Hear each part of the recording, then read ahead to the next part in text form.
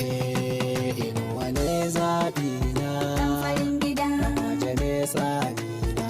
yayi mun gani. Mu yanzu alhamdulillah gwamba mun yaba da ayyukan da kake birni da karkara. Makarantar Lakanje da ke mazaɓar Kaltungo ta Gabas a ƙaramar hukumar Kaltungo ta shafe tsawon shekaru tana fama da matsalar taɓarɓarewa, matsalar da mazauna yankin suka ce gwamnatoci sun kawar da idonsu a kai, amma maimakon gyara makarantar ta GSS Kaltungo, gwamnatin Inuwa Yahya daga darajar da ta yi zuwa makarantar Shakundum da ake kira Mega School.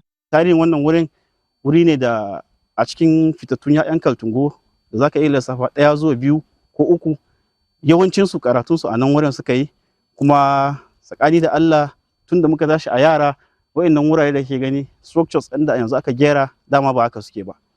Makarantar ya lalace fiye da inda aka yi tsammani, sannan kuma an yi gwamnoni da yawa a Gombe State, amma saboda irin tagomashi da kuma hankali kamun ludayi na shi mai girma gwamnan Gombe Alhaji Muhammadu Inuwa Yahaya da kuma tausayin mutanen Kaltungo, ba saboda halin mu ba da kuma irin alheri da ya gani da kuma gudumawa da mutanen Kaltungo suka bada a lokacin zaɓe na farko, ya ga cewa ya kamata a yi gyare-gyare a wannan makarantar.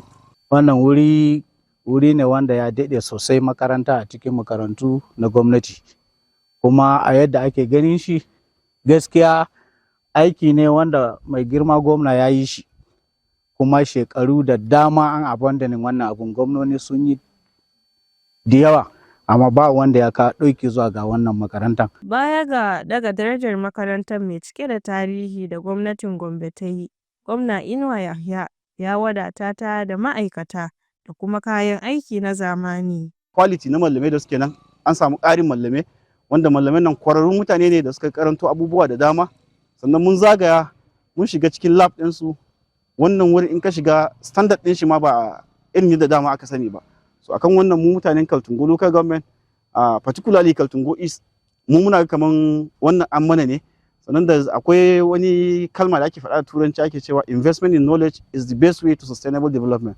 Wannan abu da mai girma gwamna ya mana mu a Kaltungo local government, particularly a Kaltungo East, mu muna kaman ya mana ne. Ya yi wa 'ya'yanmu, ya yi wa generation ɗinmu to come, ya yi abu ne da ba za mu taɓa mantawa da shi ba.